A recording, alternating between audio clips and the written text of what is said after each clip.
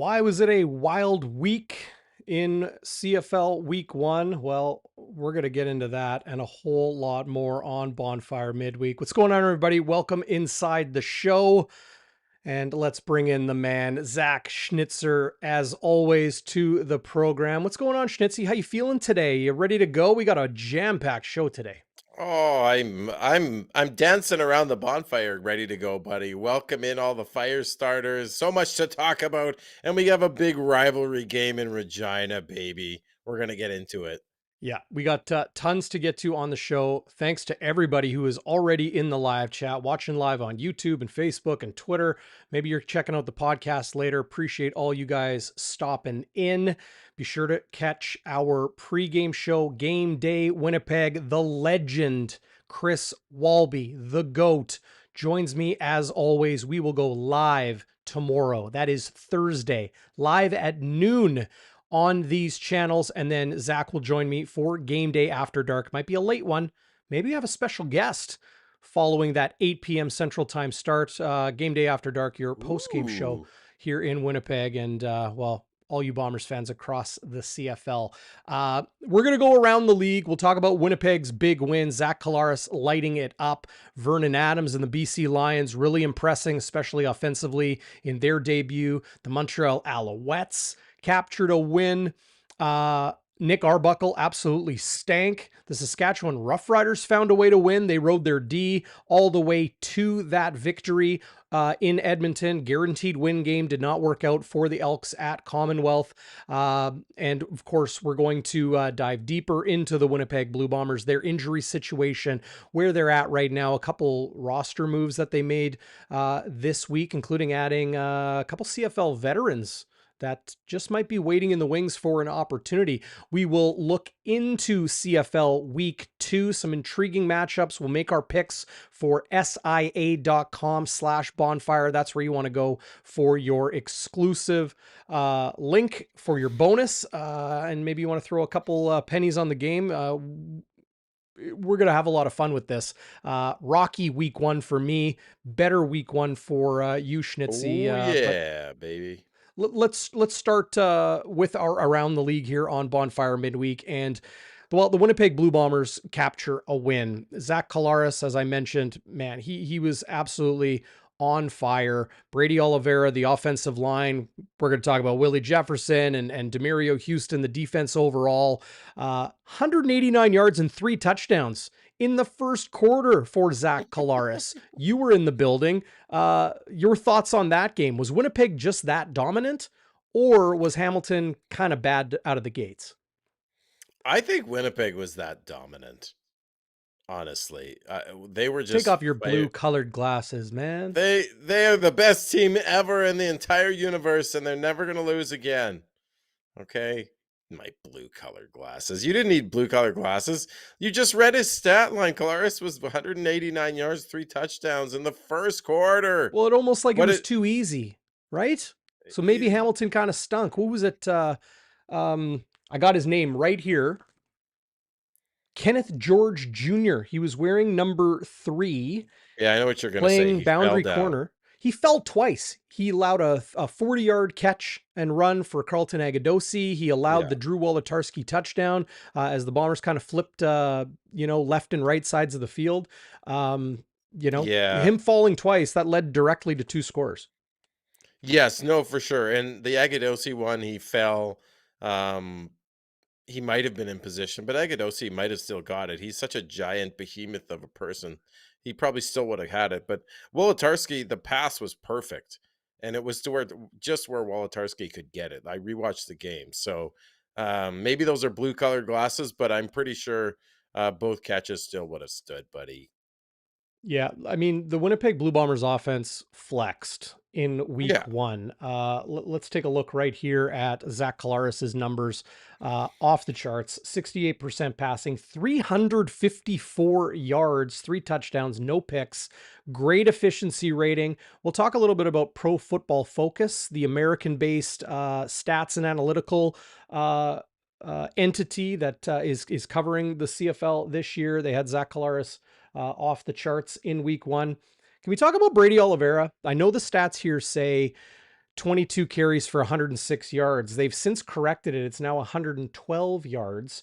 But Rasheed Bailey picked up a couple first downs, runs of 10 plus. You can see right there for Rasheed Bailey. And then in the receiving game, lots of Nick Dembski, lots of Dalton Schoen, lots of Rasheed Bailey, Drew Wolotarski getting to the end zone with a couple second down conversions. Look at this.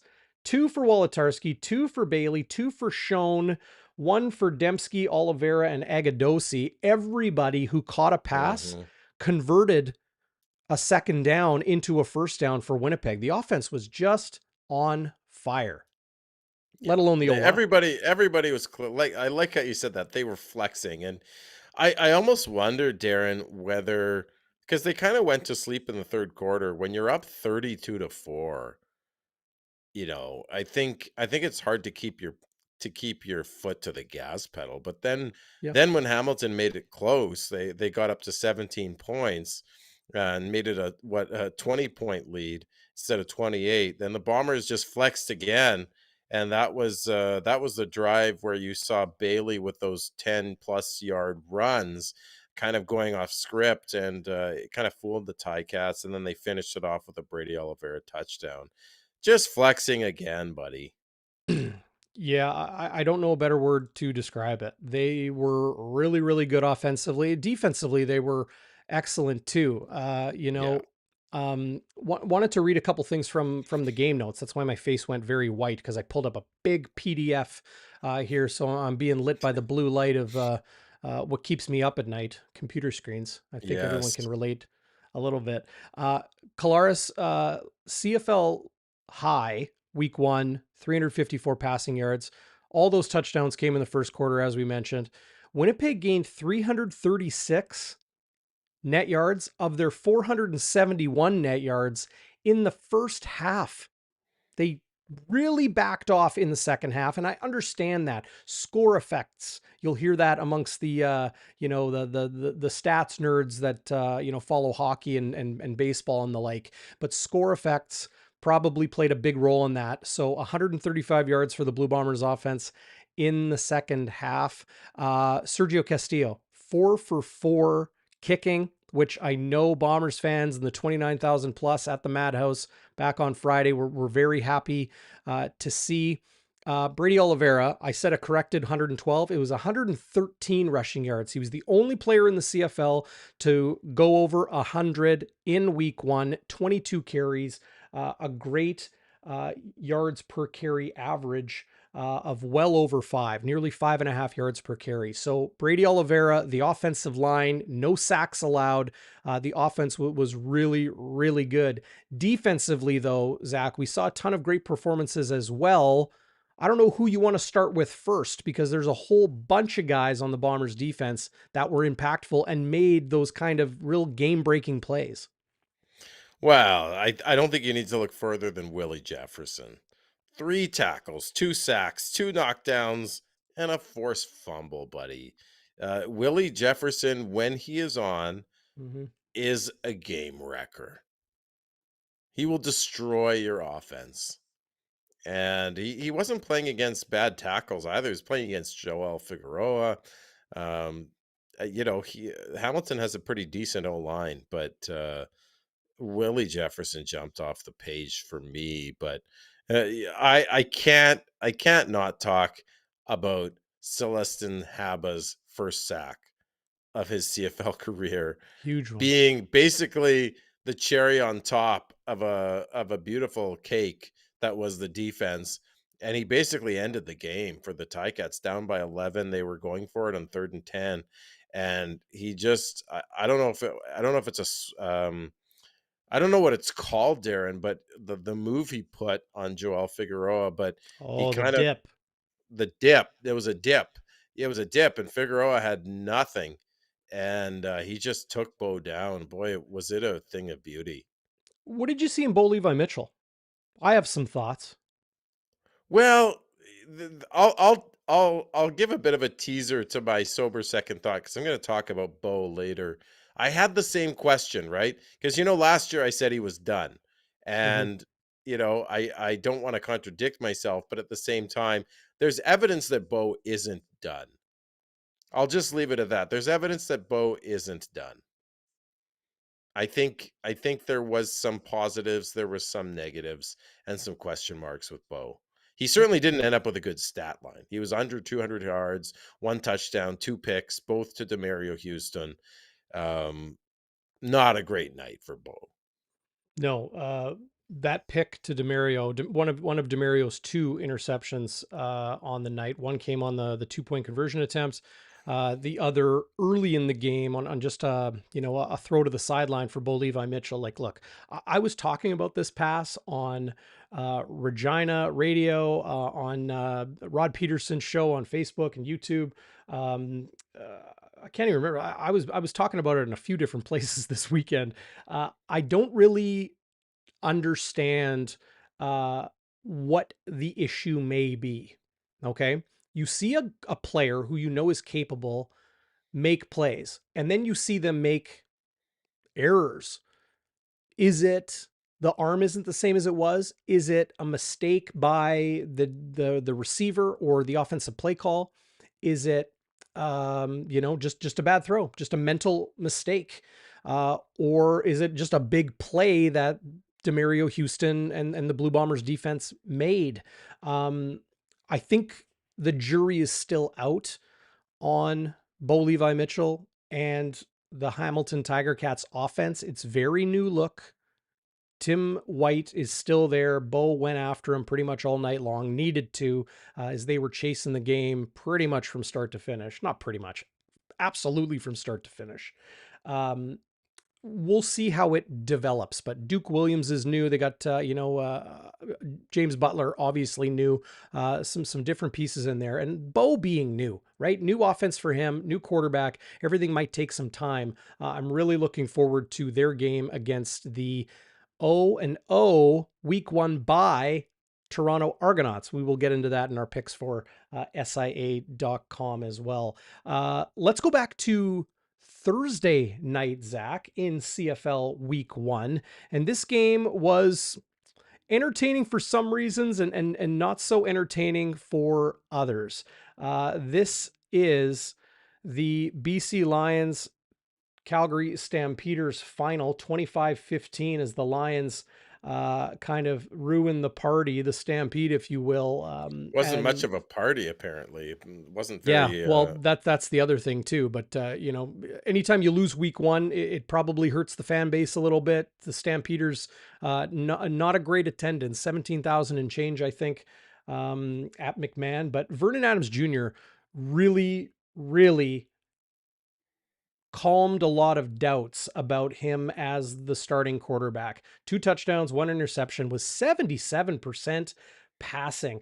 And Taquan Mizell is really somebody to watch here, taking over from James Butler. 12 carries for 81 yards. He averaged nearly 7 yards per carry. He pitched in the receiving game as well with 3 catches for 12 yards. Dom Rhymes had a day. Vernon Adams went to him often. 13 targets, had 8 catches for 100, 2 touchdowns, 2 second down conversions. He was really good. Javon Katoy made some clutch catches. Lucky Whitehead left the game, came back. We'll keep an eye on the injury report on him, but opposingly, Zach, you have the Calgary Stampeders offense that was just tepid water. What is tepid water? It is that glass of water you've had sitting on your kitchen counter for a day. It's flat. It's lukewarm to room temperature. It is not appealing. It doesn't even feel like anything when you take a sip. That was the Calgary Stampeders offense. They just couldn't create first downs. Was that play calling? Was that losing Kadeem Carey to injury in this game? Will mention Kadeem Carey is on the 6-game injured list. The CFL's leading rusher in 2022 out for the foreseeable future for the Stampeders. Good news is, Zach, we do know that the Stamps have some good depth. Dedrick Mills, Peyton Logan, right behind Kadeem Carey, so they should be okay. But is Jake Mayer and his quarterback play of concern? I think it has to be. This isn't just one game, Darren. This is now 2 games. The Western semifinal, he was pulled against BC as well, ironically, in favor of Bo Levi Mitchell, who has since moved on. And then this game where tepid, I think, is a good name for what, probably if it had a taste, would have tasted like warm, stale beer. And I don't know the average depth of target for one Jake Mayer, who is aspiring to be the mayor of Calgary, but it can't have been more than 8, 9 yards. It just looked like it was dink and dunk city, and without a strong running attack, that's not going to do it. Yeah, agreed. The Stampeders, who do they got this week? Why do I not have it here? I normally have it here, Zach. CFL Week 2 sees some matchups. It starts on Thursday night. Calgary in Ottawa in a early game of winless teams. Of course, the Bombers in Saskatchewan to face the Riders. 8 p.m. Central kickoff. If you have the CFL app or the CFL iCal subscription, like in your iPhone, it's off by 1 hour. It is an 8 p.m. kickoff Friday night in Regina. That is 8 p.m. Central Time. We're gonna have to tell somebody in Toronto that Winnipeg and Regina are on different time zones during the summer. Elks are in BC, two 1-0 teams going head to head, and then as we mentioned, the Ticats are in Toronto on Sunday. So that is an interesting game, and the two teams favored to be competing for first in the East. Back to week 2, Zach, or pardon me, back to week 1. The Redblacks Oof. go into Montreal, and well, Nick Arbuckle showed everybody why he has been, a journeyman, to put it politely, a suitcase, to put it less politely, in the CFL over the last number of years. They couldn't do anything with him. 3 picks, no touchdowns, 19 to 35 passing, 175 yards. It was like a bad day for Matt Nichols. That's what Nick Arbuckle did for the Ottawa Redblacks in a 19-12 loss in Montreal. Yeah, that game was brutal to watch. I hope they weren't using that as a marquee game in the American markets, I sure Darren. hope not.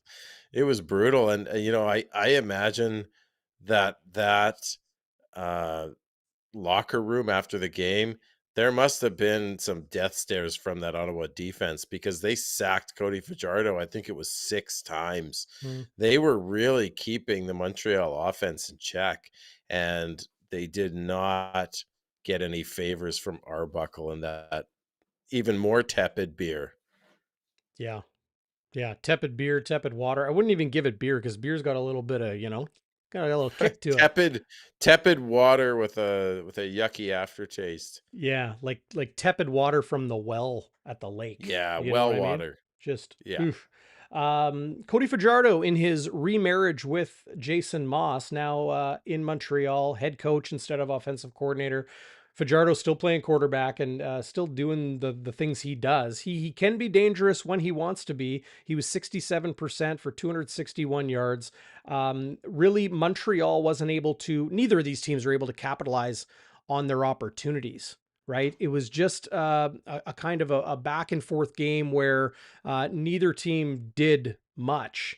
Um, you know, Nice to see William Stanback back after getting injured in the first quarter of the first game in 2022. And he'll probably, be in the conversation late in the year when the team awards get going. But he didn't do too much. Ottawa's defense put pressure on Fajardo. You mentioned the sack, Zach, but William Stanback, 2.6 yards per carry. 16 times he carried the ball, only 42 yards. That's an Um, impressive number against William Stanback. yeah. Yeah. And I think, the way I see Ottawa and Montreal, these were two teams that were both trying to lose. Not a great game in week 1, but an interesting game to wrap week 1, and that was the Saskatchewan Roughriders going to Edmonton. Guaranteed win night. at Brickfield at Commonwealth. What does I that feel like I mean? feel like guaranteed you should never do. The Lions did that a few years ago, Yeah. and they lost to the Riders. I still remember that. What what does a guaranteed win night mean? Well, for the Edmonton Elks, and it means if they don't win, you get a ticket to the next game. I think you have to buy like a certain level of ticket. You can't buy like, Yeah, you it know, was a a certain $25. section, I believe. Yeah. So, well, those people are coming back for another game for the Elks. They lose If they want to, 17-13. if they want to have, if they want to watch Taylor Cornelius not be able to hit a broadside of a barn again, I guess Ooh, I'll come back. I told you yeah, it was he had accuracy issues. They're gonna have a long year if they are counting on the accuracy of Taylor Cornelius. 52% passing. 52%. 2 picks, 202 yards, was not really good. But then you look at this. Okay, he had 202 yards. Yeah, What's this? exactly. He threw an absolute bomb to Geno Lewis. 102-yard touchdown early in the game, and that was really it.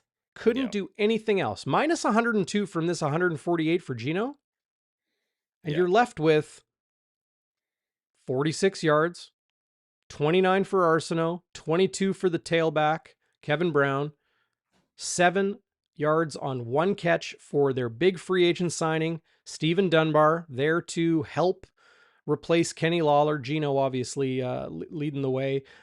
Mitchell, one of their dangerous weapons. Couldn't do anything there. Kieran Moore, nothing either. A really tough day for Edmonton. But the talk of this game, the whole story of this game, forget the stats, forget them. They don't mean anything. The Edmonton Elks stood on the goal line, first and goal from the 1 with maybe 1.5, with 3 minutes left in the game, in a one yeah, score game. yeah.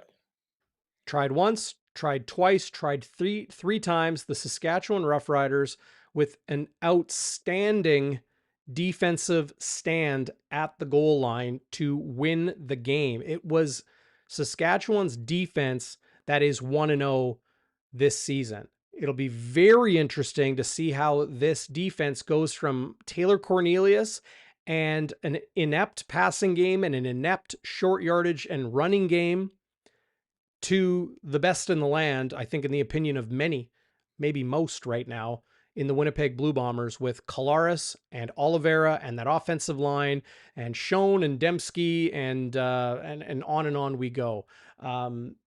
It's going to be a tough task for the Saskatchewan Roughriders, and it may be even more difficult for them if they're without some very key players. I was so miffed. I mean, you always want to see the Riders lose if you're a Bombers fan. And to be on the doorstep 3 times, like to not get it in for 3 times, are you kidding me? Like it's just ineptitude, Yeah. borderline ineptitude anyway from Kai Loxley and those hogs up front and the blockers who were at receiver, like just to not be able to get it in. And Edmonton would have gone up by 3 and they were favored by 2.5. Of course, I put a little sprinkle on Edmonton by to cover the 2.5, and that's what they would have been up by 3. So it was annoying all around as a Bomber fan and as a sports bettor.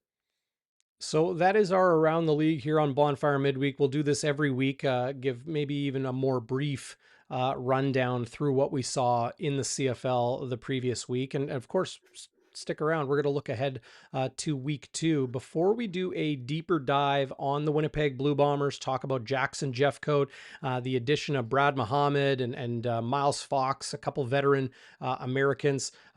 Zach, you're going to have your sober second thought. We got some cues and concerns and craziness we'll get into.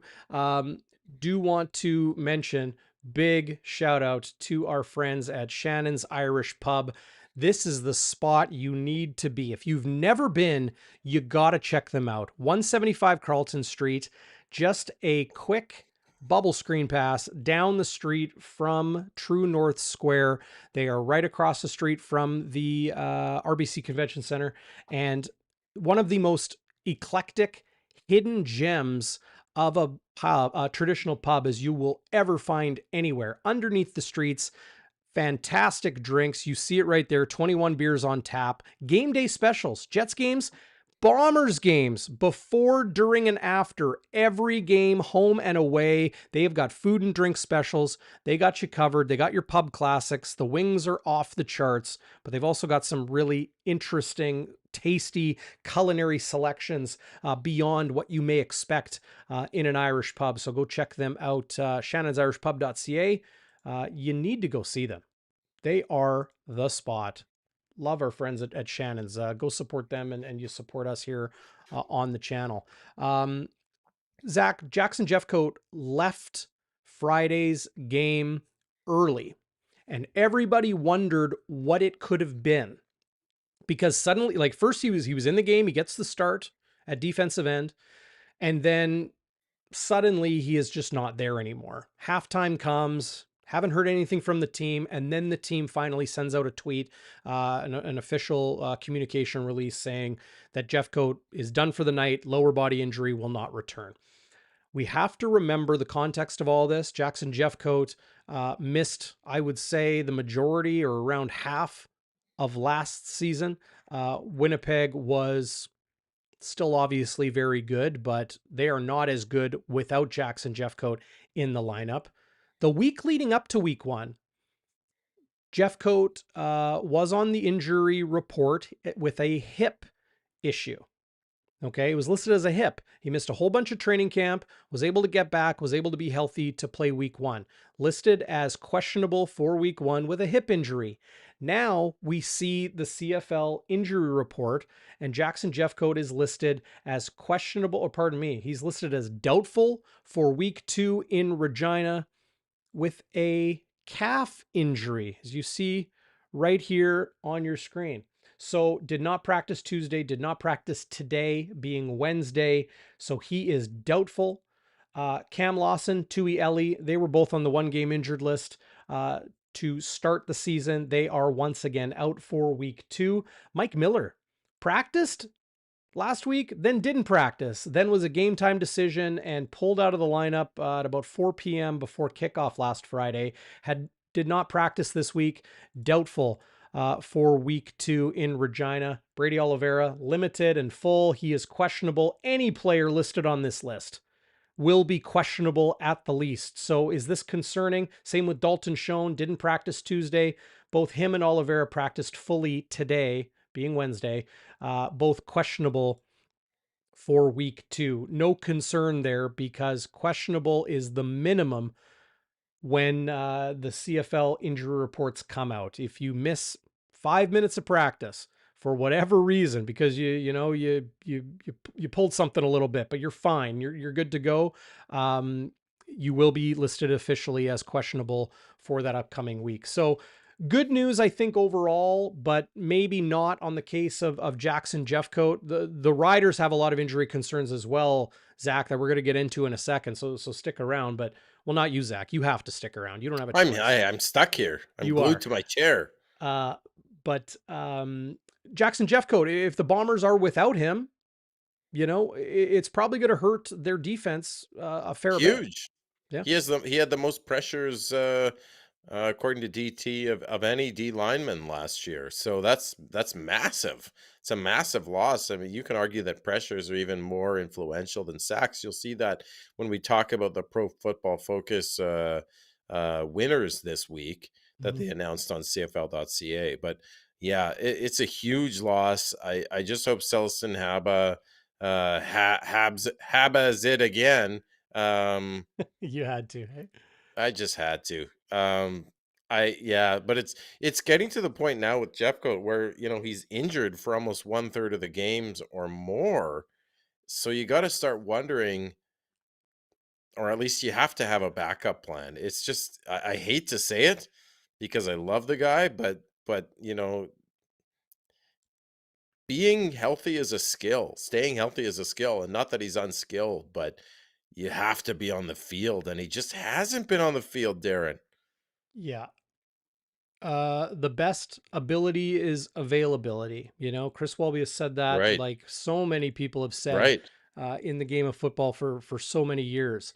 So, it's a hit. Yeah, Celestin Haba is going to have to step up.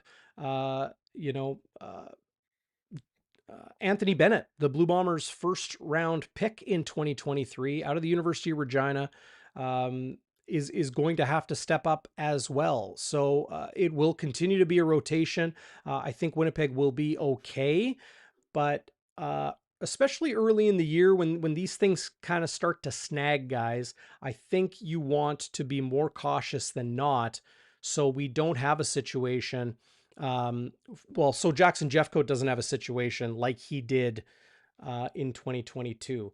Um, I mean, overall, Winnipeg is a pretty healthy football club. You look at some of the other teams in the CFL, like losing Kadeem Carey, that is really going to hurt Yeah, the it's Calgary huge. Stampeders. And yeah, like I said it, yeah, sure. Dedrick Mills and Peyton Logan are there, but Kadeem Carey is probably the most impactful down to down player in the CFL that is not a quarterback. So that's a huge hit. We're going to talk about the Especially Roughriders injuries as so well. yeah, no, Yeah. sorry, Darren, but it's especially gonna hurt Calgary if their quarterback play is mediocre like it was, right? If you don't have that running game, that's like emptying the bullets from your gun. Yeah. It's someone was asking about the Hamilton player that did a belly flop, and we know we were talking about that. That's Mohamed Diallo. He did a belly flop on Jeff Gray, and apparently he was fined by the league. I don't know if people remember that play, but he's on top of Jeff Gray, and then he props himself up and then jumps up in the air and slams his tummy onto Jeff Gray. It was Just like a belly flops them. WWE move, and he got fined for it. Uh, I don't remember that moment in the game, but I Yeah. did see the CFL come out with their week one disciplinary fines. Ticats D tackle Mohamed Diallo, as you mentioned. This is the official words of the Canadian Football League this afternoon. Fined for unnecessary roughness on Bombers O lineman Jeff Gray. Blue Bombers safety Brandon Alexander fined for a high hit on Ticats wideout Keandre Smith. I think that happened in the second quarter, if I recall correctly. Ticats defensive back Carthel Flowers Lloyd. He was fined for a low block on a kicking play. Interestingly, did not mention the player who was on the receiving end of that Hmm. low block from Carthel Flowers Lloyd. So What does that we'll mean, low block? Does it mean like below the knees? Yeah, I mean, or it could be from the side. I think they still call it a low block or an illegal Oh, block. okay. Um, Dangerous, right? Yeah. Yeah. Dangerous. So those are the official fines handed out by the CFL on Wednesday. Those fine numbers are not disclosed, but it is roughly half a game check. So half Is their it really day. that much? Yeah, Wow. yeah. But the money does go towards a very good cause, and that is the Players Association Emergency Fund, Emergency Relief Fund. So if a family of a player or a player themselves is in need, the PA has Oh, access that's good. to that. Speaking of which, definitely need to mention this. The BC Lions came out with a statement on Wednesday because they canceled practice. Quote, prior to practice, offensive lineman Phil Norman suffered a significant medical episode. Phil is currently conscious and alert and receiving full medical attention. The remainder of today's activity has been canceled. End quote. That was the press release they came out with in the morning. Later in the day, their assistant general manager, football ops VP Neil McAvoy, put out a statement, and I quote, after going down at the start of Wednesday's practice, Phil was taken to a local hospital for further evaluation. His EKG test has come back normal. Phil will undergo further blood testing and assessment from a cardiologist and will be kept in hospital overnight as a precaution. End quote. That from Neil McAvoy, the BC Lions. So, first and foremost, hoping for the best for Phil Norman and his family, the entire BC Lions organization. Absolutely. From us here to you and across the CFL, wishing you the best. EKG, that tells us it was some sort of very likely some sort of heart issue or cardiac issue that Phil Norman, offensive lineman of the Lions, suffered today. But just, sobering moment, Zach. Yes, indeed. We're just glad he's doing okay, and good to see that the Lions canceled practice. I mean, the players aren't going to be able to focus on Yep. playing, nor should they. No, it can be tough when those sorts of things happen. Um, should mention, and to go from some crummy news, but encouraging news, to some more crummy news, and that's off the football field. Zach, I do want to draw attention to some friends who lost their jobs today Yeah. across Bell Media. It was The Athletic earlier this week that let a lot of very talented writers, journalists, reporters go. Bell Media followed suit today. They eliminated a whole whack of jobs across the country, including TSN 1260. If you remember, here in Winnipeg, it was TSN 1290 just over 2 years ago, 2.5 years ago, closed the doors here on sports talk radio in Winnipeg. That has now happened in Edmonton. So sending my best. I've reached out personally, of course, but Dustin Nielsen, he'll still call games on the CFL on TSN. Very talented individual, along with Dave Absolutely. Jameson, Matthew Iwanuk, a ton of good friends and colleagues. Those three amongst many in Edmonton and across the country that were affected by these job cuts today. Hate seeing it, Zach. I feel for those individuals as well as the audiences in their respective markets, because they're going to be without the outstanding coverage those individuals provided.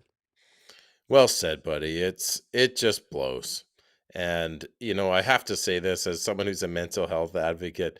It makes you kind of snicker at Bell Let's Talk Day, where that when they're, you know, basically laying off hundreds of people who don't deserve it, right? Like, y- I'll say it, you don't have to. You and Hustler have landed on your feet, and Remus really well, and I'm proud of you guys, but it leaves you reeling, right? All of a sudden, the door's shut on your workplace. Like, that doesn't happen to everybody, and it happened fast. And I'm sure the people in Edmonton are reeling. Yeah, it just sucks. But it also goes to show that times continue to change, and the move from traditional legacy media to digital media, like you and I are doing here on Bonfire Sports, Hustler and Remo at Winnipeg Sports Talk, Kenny and Rennie, yeah, they're still in traditional media, but doing the digital media thing as well. The Illegal Curve guys, Yep. OGs of the sports podcast here in Southern Yeah. Manitoba, Yeah. and so many others across the country, here in Winnipeg and the province. Hey, times change. It just sucks when those moments come, because I've been there. A lot of friends of mine are there right now and have been there before. But like they say, when one door closes, another opens. When you turn one page, you have something new on the other side. So I'm really curious to see what comes out of Edmonton and other Hmm. markets. Leafs lunch in Toronto, even TSN Radio in Toronto canned Leafs lunch, no more. So That's yeah, shocking. Leafs lunch. Are you yeah. serious? Yep. No more. Well, I like what Waiters is saying here. It's nice that luckily Bell can't shut down YouTube. Yes, I agree with that. I agree with that. It is a good thing, Bell. Well, But dude, I kudos to you and Hustler and Illegal Curve, and I'm sure the Edmonton folks will follow suit. But it's not easy to have the door shut in your face, and then you're like, okay, well, I'm going to open a window. That window is very high up. You got to get on a 100-foot ladder, climb up slowly and gingerly at first. Yeah, and then maybe open it little by little, and then you've got Bonfire Sports and Winnipeg Sports Talk. Illegal Curve has killed it as well, and it's hard though. It shouldn't have to be that way, but yeah. it is what it is. But just remember this, everybody out there, we're doing this for you, the sports fans. We want to give you a platform, a community to be a part of. We want to give you content so you can enjoy sports beyond the newspaper, beyond the websites, beyond watching the games or listening to the games, right? You can come here, get into the live chat. Like, great to see everybody, like Lynn and Comet and Gregory and Fritchie and Waiters and Jeff, Kabilas, Sandy. What's going on, my friend? Great to see you as always. I have that card for you. I will get it to you, I promise. Arlen, everybody. Like this is the thing. These same people and then new people come every week and check things out. It is a community in itself. So yeah, the radio is a little bit disconnected. I think that's why Twitter had been so popular over the last decade. Sports talk is important to people. It gives them, a release or a reprieve or just some time away from the realities of life. And we want to continue to do that. So support our sponsors, help support us, give us a thumbs up and subscribe and do that sort of thing. If you're listening on podcast, give a review in your podcast app. It's an easy thing to do. We appreciate it a lot. But that said, week 2 in the CFL, has some intriguing matchups. I'm really intrigued by the Saskatchewan Roughriders, Zach, because there are question marks around their quarterbacking. Trevor Harris, bruised hip or a hip pointer, limited in practice on Tuesday, and then did not practice today, being Wednesday. So some question marks there. Mason Fine taking the first team reps in his place. It was a closed practice. Here, just pulling up the injury report here. It was a closed practice for the Saskatchewan Roughriders on Wednesday, as it was here for the Blue Bombers in Winnipeg. But you'll see Trevor Harris, hip issue, full. Well, it was kind of limited. It says full, but he was limited on Tuesday, did not practice today, questionable for Friday with the Blue Bombers in town. Jake Dolegala, he would be the number 2 if Mason Fine gets the start. Darrell Walker suffered a knee injury in week 1. Interesting here. He didn't practice, then a full participant today, but he has been ruled out for their game against the Blue Bombers. Nick Marshall did not practice this week. Shoulder issue. He is their boundary corner. He is listed as doubtful. And one of the best players on the Saskatchewan Roughriders defense, and I know this because I took him in our fantasy draft that I'm up against you in, Zach, year-long draft where we took individual players from a whole bunch of teams.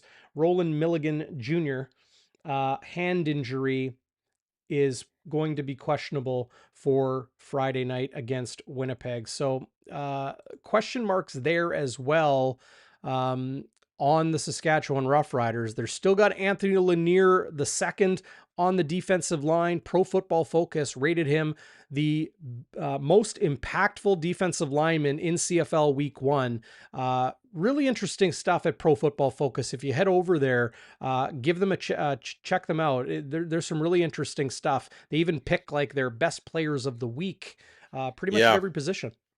And the CFL website did a little bit of I don't know. It was really just the tip of the iceberg, actually, on Pro Football Focus, and gave some awards out. But you really because when I went to the CFL website, they had an article about Pro Football Focus's winners of the week, and Lanier was one of them. And I looked up his stats, and he had 1 tackle and 1 sack. I look up Willie Jefferson's stats: 3 tackles, 2 sacks, 2 knockdowns, and a forced fumble. Like, it doesn't get much better than that, right? Yep. So you're kind of thinking, like, what are these idiots talking about? But if you go to the Pro Football Focus website and you search CFL, they give you the numbers. And here's why they picked Lanier. They call him unblockable. He had 5 QB hurries. I assume that's pressures, Darren. Yep. 5 QB pressures is a lot, and three pass rushes where he totally beat his guy. So on the surface, you might be like, well, what happened to what are these guys thinking, or folks thinking? Where's Willie Jefferson? But there's they break down every play. They study and chart every single play. They know what they're doing. So as much as I was surprised at first, I kind of got dummied up there. Is that how you're putting it? You got dummied up? Yeah, I got dummied up. I was you know what? Premature. It was a premature ejaculation. Let me just say that. I was like, well, come on. What what about Willie Jefferson? And You're then I bringing looked at that the back number. for 23? Oh Ah, come man. on. I thought Uh, it was funny. It is funny. It Who is else is gonna laugh definitely, at it but me and you?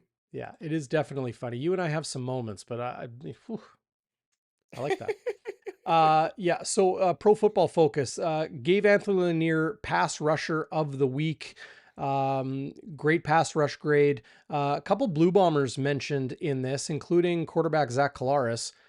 Pro Football Focus stated that he had a league leading passing grade of 85.2. That is out of 100.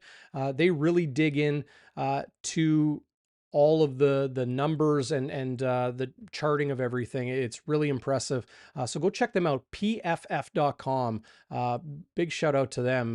New this year, covering the Canadian Football League. Defensively, Demario Houston named one of the two cornerbacks of the week. Gary Peters, the BC Lions, the other. And offensively, Kolaris, Brady Oliveira at running back, Nick Dembski at slot wideout, Drew Wolodarski at what they call outside wide receiver. That is the Mm, X, or sorry, the Z, Z, the yeah. wide side of the field receiver, generally where a Canadian plays.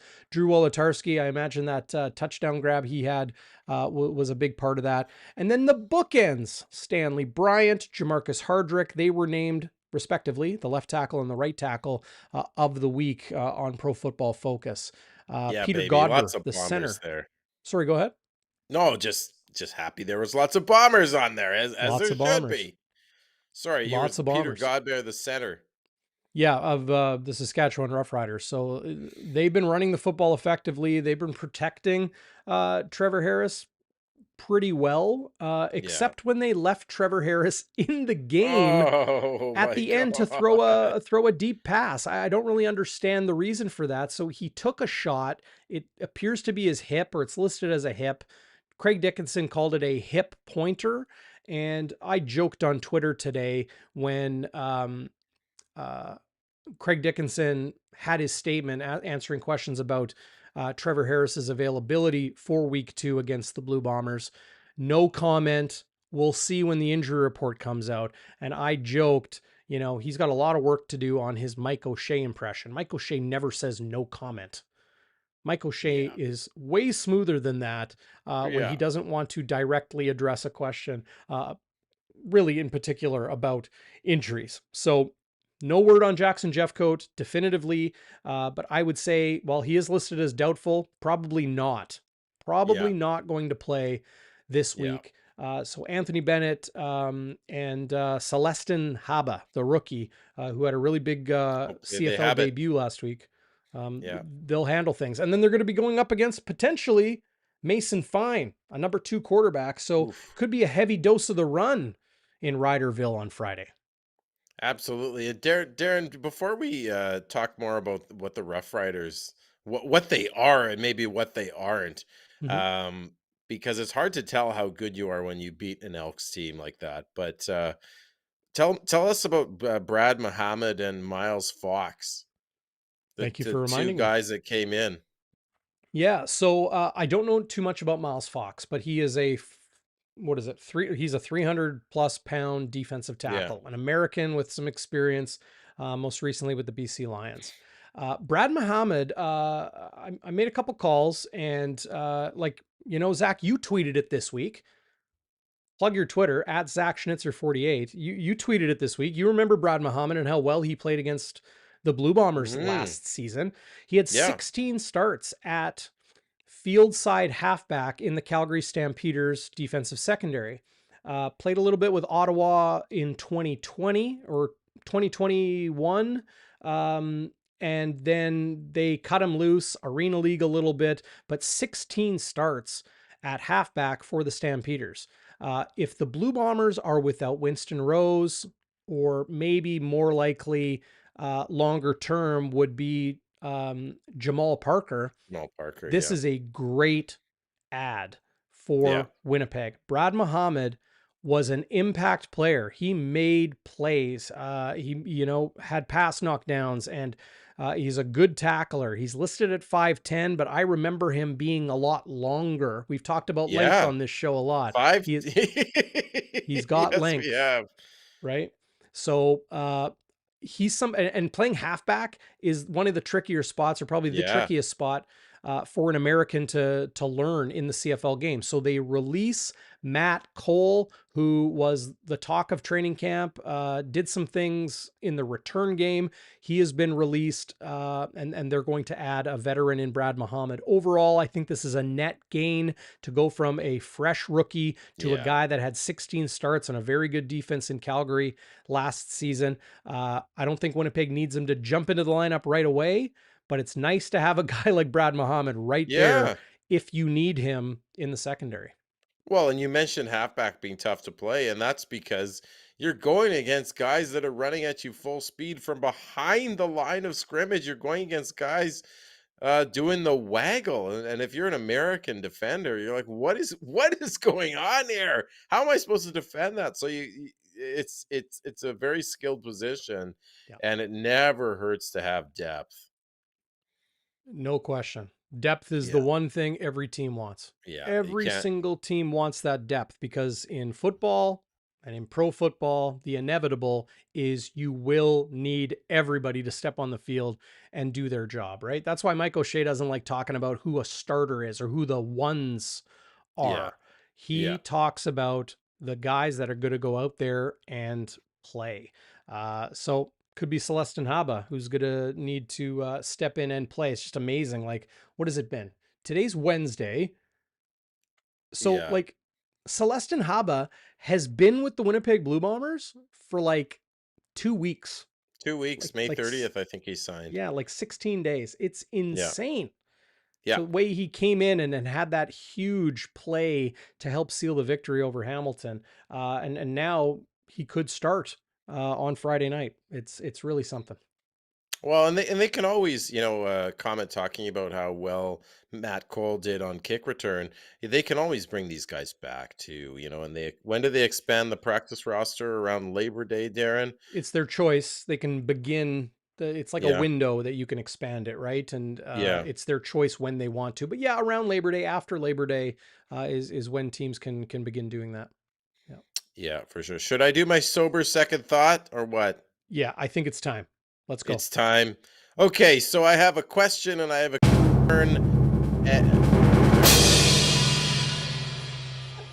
The Very button's good, right here, Darren. man. I can't help myself. I You know can't it's help. cheesy You as can't. heck. Don't push the red button. They say you can't help it.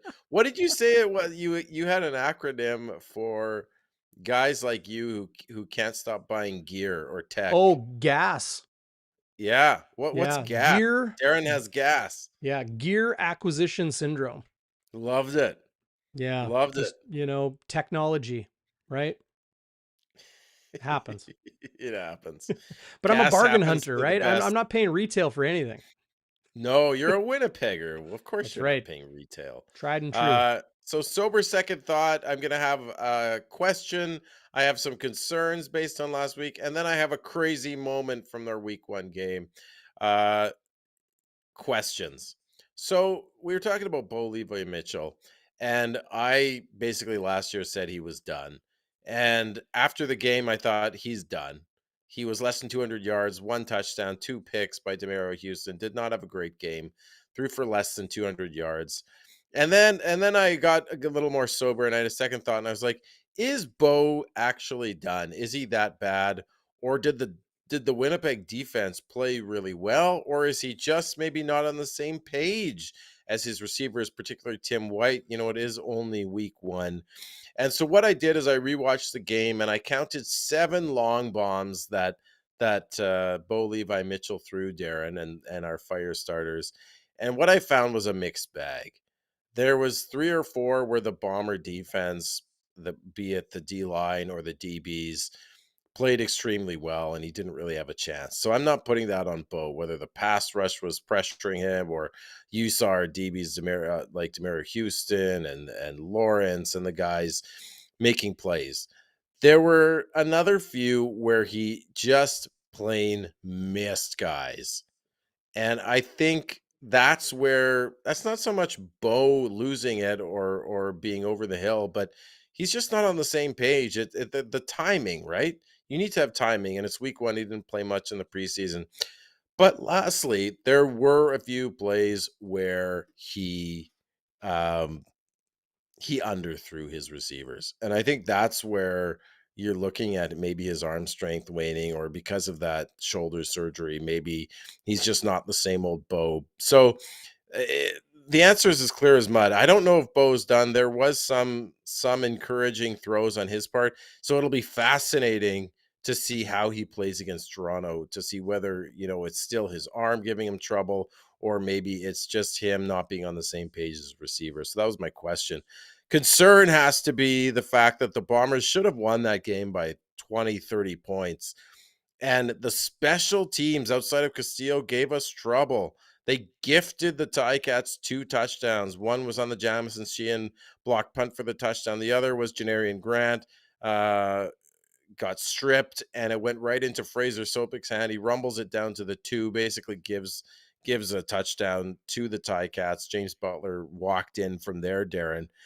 And the special teams just has to be sharper. And the other thing is they allowed massive return yards by Lawrence Woods.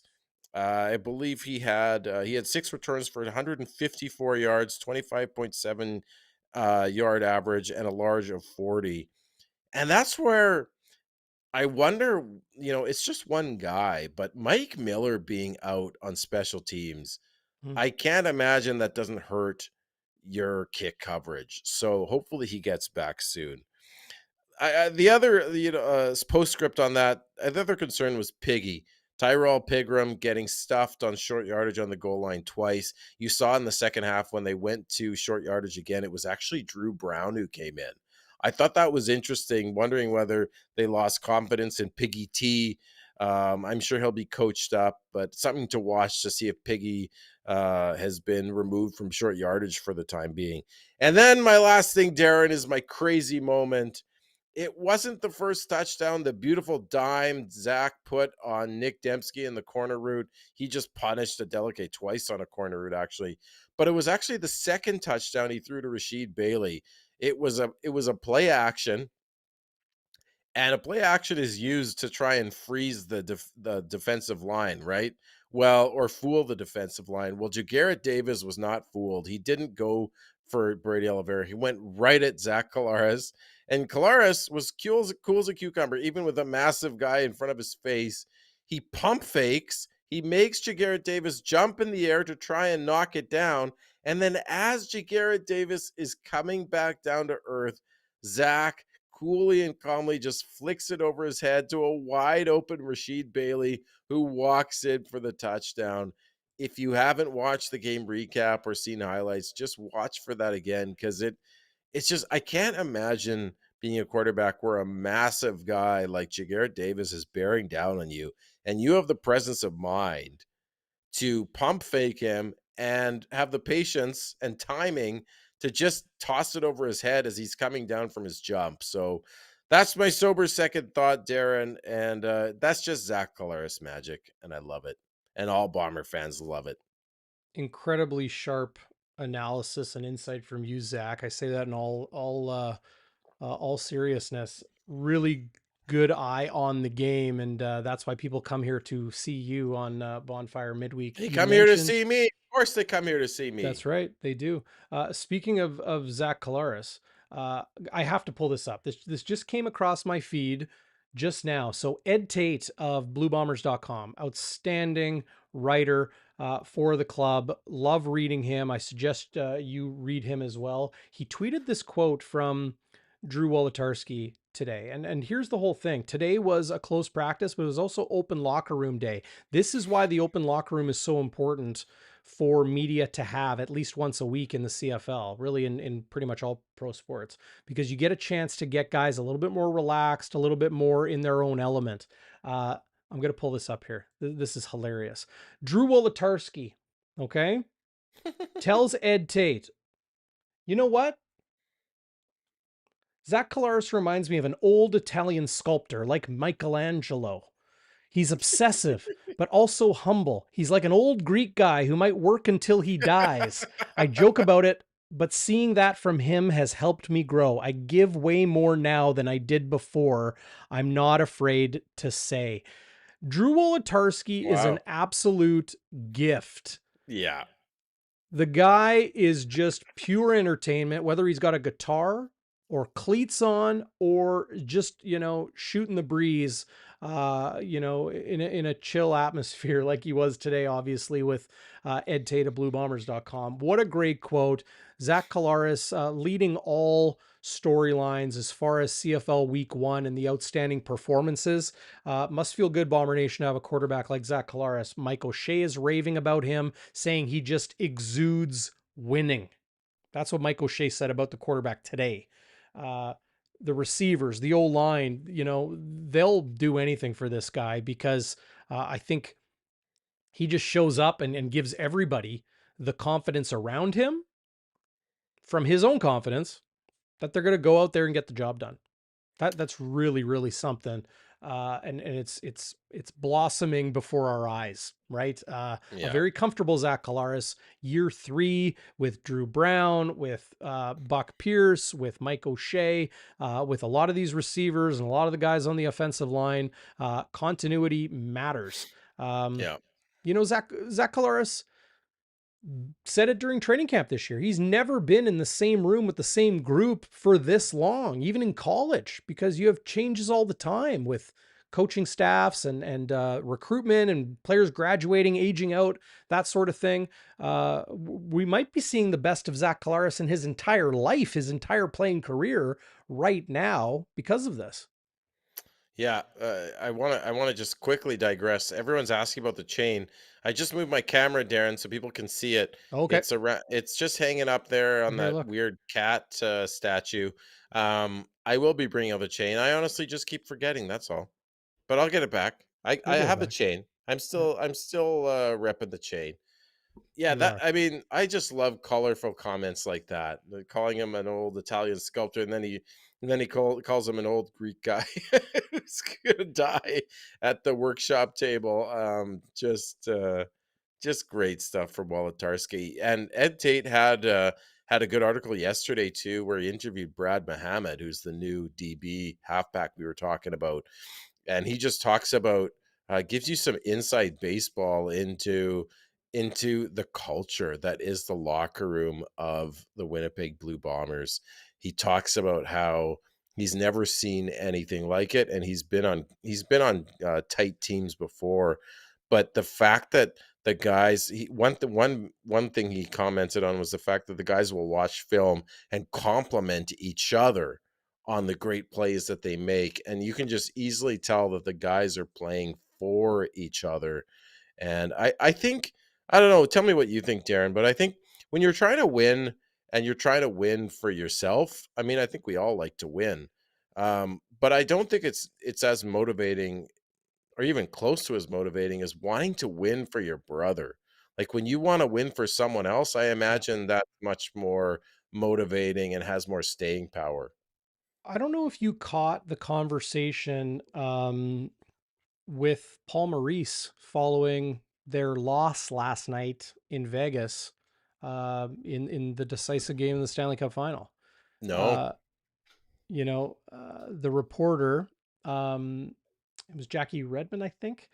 She asked Paul Maurice about what stands out in this season. Said you've been around a long time in the National Hockey League. This was the second time Paul Maurice had been on the losing side of a Stanley Cup final, and the other time with the Carolina Hurricanes. And he said to go to show up every day and to see the love in that locker room that those guys have for each other. And the way Paul Maurice put it, as expected, quite eloquently, and I'm not doing it justice right now, but to say how he got to just witness that or just to observe that. He didn't say I was part of it or I helped build it. He just said that's what they had in the room, and to see that on a day in and day out basis really gave him encouragement for why we put our children in sports and what you hope as a parent your children learn from playing sports about camaraderie and sportsmanship and being a good teammate, being a brother, being a sister, being a friend, being a support for that person next to you, whether it's on the field or on the ice or in the locker room or wherever, and Mhm. how valuable that is. Good teams have that. Yeah. We're not going to talk about the Winnipeg Jets or Paul Maurice right now, but I think everybody knows what I'm saying. Good teams have that. They have that, glue or gel or Yeah. whatever viscous, material people use to describe that, right? They have that connection inside the room and amongst the players. The Winnipeg Blue Bombers have it. And that's why they're a winning team. Guys will go to battle together. And if one person slips, the other one picks up the slack. You're only as strong as your weakest link. And, Yeah. cliche, cliche, cliche. But why are they cliches? They're cliches because they're true. They're a little bit true, Yeah, right? there well, and Wally says it there, like, Wally's not a guy who, was a slacker by any means, but he says he took it to a next level when he saw how hard Zach Schnitzer works. I mean, they just inspire each other to be better, and it's a thing of beauty, man. It really is. It really is. Speaking of a thing of beauty, week 2 is going to be a thing of beauty for you and me, Zach Schnitzer, because Maybe you and just me. we're going to do better than we did in week 1 with our picks for SIA.com. Last week, we didn't do so hot. Do I want to Well, pull up? you didn't do so hot. I did Well, okay. you did okay. I guess we'll pull up this document. So here's our picks. Okay, so don't mind week 2 yet. We'll get to those. But Zach, you put 1 unit on Calgary to cover 3. They did not. So you lost a unit there. You put 2 Yeah. units on Winnipeg to cover 5. No problem. You get the check mark. So you're +1 on the season Yeah, baby. going on units, total units, Yeah. units that you're betting. Could be $1, could be $100, could be a kick in the rear. It's a I hundred took. dollars, folks. Just Hey, kidding. Nothing.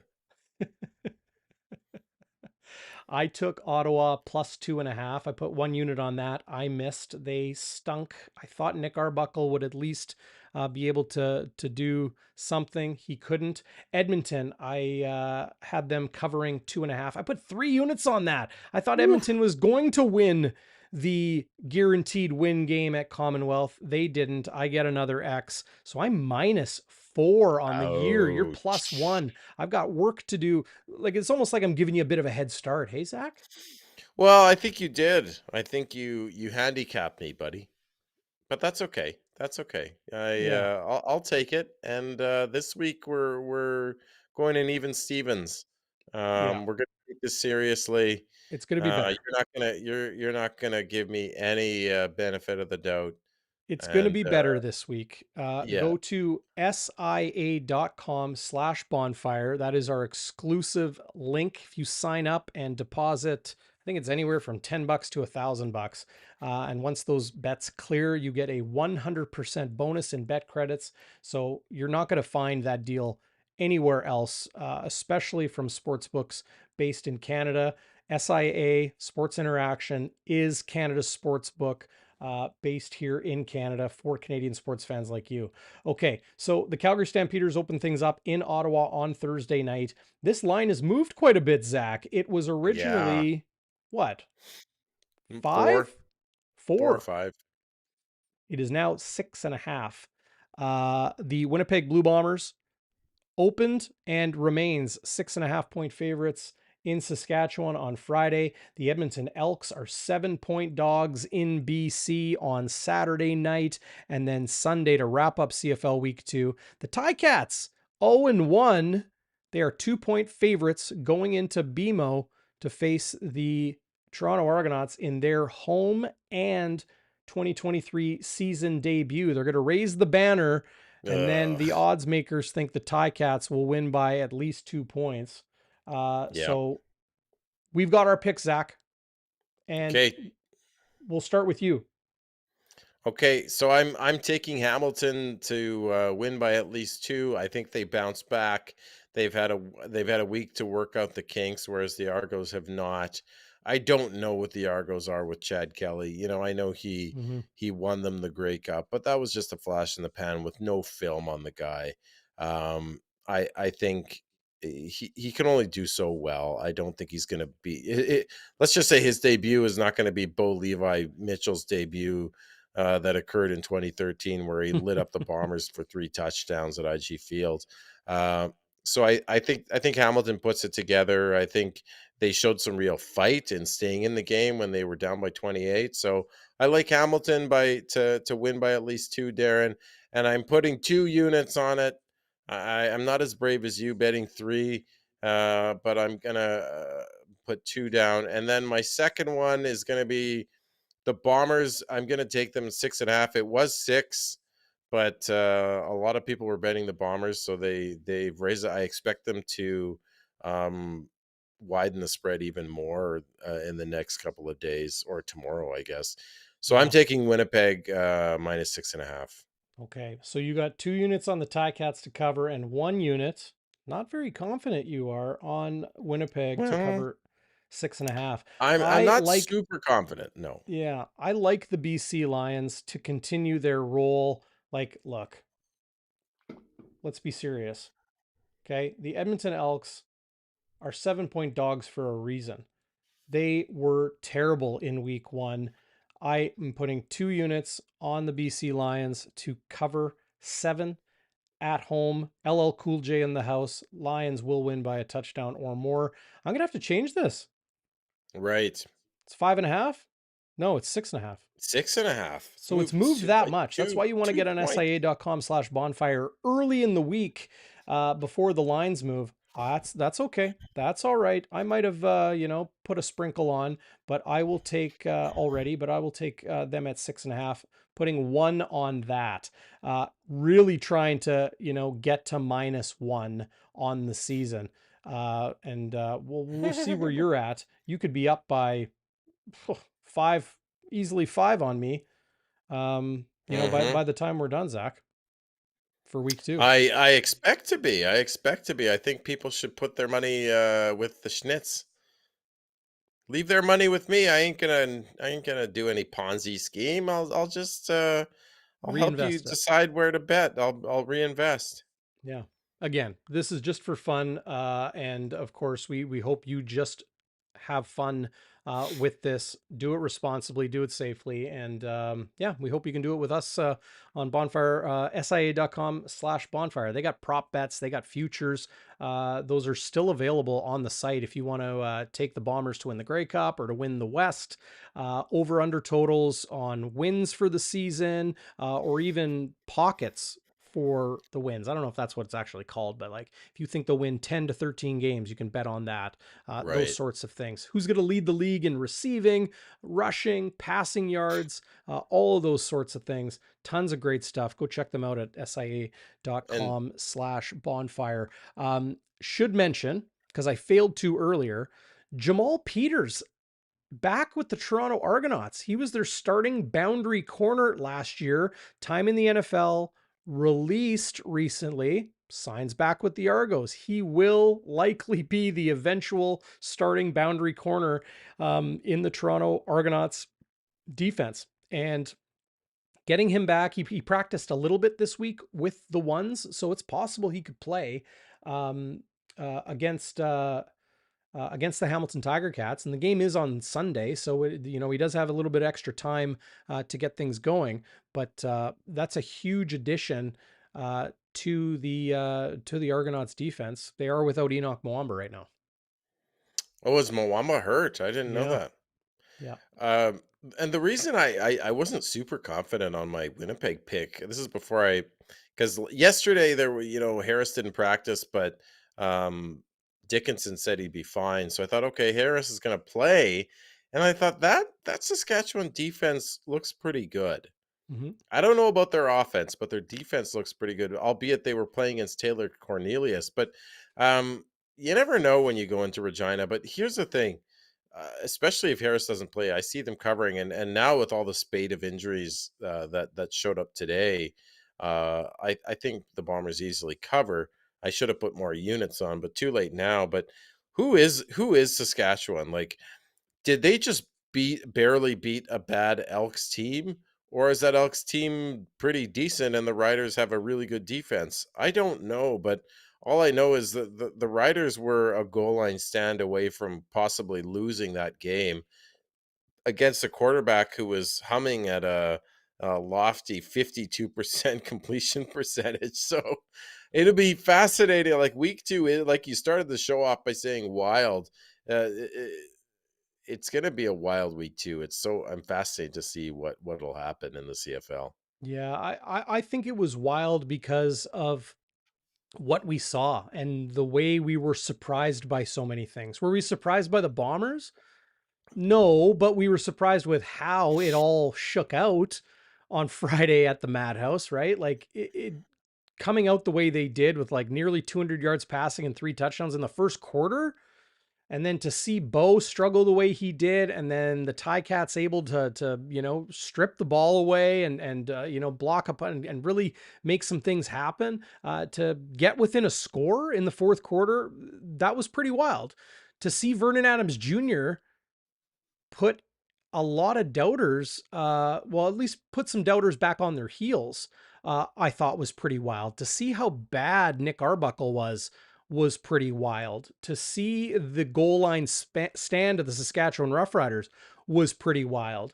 To see Geno Lewis go 102 yards for a touchdown and then they couldn't do anything else the rest of the day, that was wild. Yeah. And I'm not even talking about what game am I missing?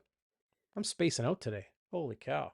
What, Um, the Montreal Ottawa? yeah, I mean, that game was not wild. That game was pretty tepid. Uh, Yeah. but it was a fun week one. Really looking forward to week two. Calgary and Ottawa, Winnipeg travels to Sask, Edmonton at BC, Hamilton in Toronto. You want to go to sia.com/bonfire and join us on our journey as Zach Schnitzer tries for redemption following utter dominance by yours truly in 2022. Uh, good Yeah. start for you, my man. Good start for you. I know. We got to get a trophy or something. Maybe. Yeah. Wow. Maybe a trophy. We'll see. We'll And see. you're don't worry, folks. You're going to see me after the game on After Dark on late on Friday, and then of course tomorrow, Darren, we've got you and the big guy, number 63. You're going to tee up this fascinating early season rivalry game. Yeah. It's a very intriguing matchup for me because of a lot of those injuries, right? No Darrell Walker. So how significant does Sean Bain Jr. become in the Saskatchewan Roughriders pass game? Jake Weineke, Mario Alford, not targeted too much in week one, but he is obviously a dangerous, speedy weapon. Expected to start at wide receiver in the Roughriders offense, and then the two-headed monster that is Jamal Morrow and Frankie Hickson running the football. That's just the offense, right? Uh, they could be a much better team offensively in week two after getting the kinks out in week one. But defensively, Nick Marshall, their starting boundary corner, he's in question. So does that open things up for Dalton Schoen, for Carlton Agadosi? It could very well do that. Roland Milligan Jr. is just an outstanding boundary halfback for the Saskatchewan Roughriders, like Dietrich Nichols level of impact. Questionable for Friday night against Winnipeg. Another issue, like if they're without Nick Marshall and Hmm. Milligan, or Wow. if those guys are banged up and not at 100% but still playing, Winnipeg could be eating to their Yeah, best players on the field, and that would be right. Agadosi and Dembski and Dalton Schoen on Sure. that boundary side. It will be fascinating. This is the question I want to leave everybody with. Okay. Brady Oliveira was slow to start last season. Took him about a month to get going, then finished the year incredibly strong, 1,000-yard rushing season in his first as a starter in the CFL. What we saw back on Friday night in week 1, is this the coming out party of the CFL's next Canadian superstar? I like to think so. I like to think so, my man. I mean, I'm not going to answer your question now, but I like to think so, and I definitely don't think it's out of the realm of possibility. Jump into the comments. Yeah. If you are watching this later, hit up the comments below. You're watching on Facebook or you're in the live chat right now, hit it up. If you're listening on podcast, leave a review, give us your thoughts. We read it all. And you can also text the hotline 204-816-TIPS. That's 816-8477. Text anytime. You got a question for me. I will be there. Oh, and look who it is. Our old pal Don Sign Guy back in Sign the live guy. chat. Haven't seen you around for a while, Don. I know you've been busy with your professional personal endeavors, so best of luck to you. But be sure to do that. Join me and Chris Walby live at noon tomorrow. That's Thursday. And then post game day after dark. Zach, you and I, maybe a special guest because it's a late one, Ooh. will get it going following Bombers Riders Friday night, 8 p.m. Winnipeg time. The game is in Regina. We'll get things going around 11:30, 11:45 on the post game. But this has been fun, Zach. Really Yes, looking sir. forward to game 2. We'll see if the Bombers can improve to 2-0. Oh, I'm looking forward to it, buddy. It's never too early to have a rivalry game, and I can't wait to hear you and Walby chop it up tomorrow, buddy. Go see our friends at Shannon's Irish Pub. They are the spot. Big thanks to them. Support us by supporting our sponsors like Shannon's Irish Pub, 175 Carlton. All the info you need, shannonsirishpub.ca. Take care, my friend. Enjoy. It's going to be a fun week.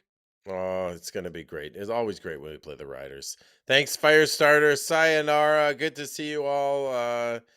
Fritchie, Sign Guy, Gregory, of course, Larry, Jeff, Lynn, T. Kona, Polly, Kevin, all of you. Fritchie, Lynn, Phyllis. We see you all in List there. goes on. We We see see you. you all in there. We Okay. see you. Good You night, guys everybody. We'll bring see it. you next time. I'm waiting for your sayonara, Zach. Well, I said it already, but I'll say it again. Sayonara.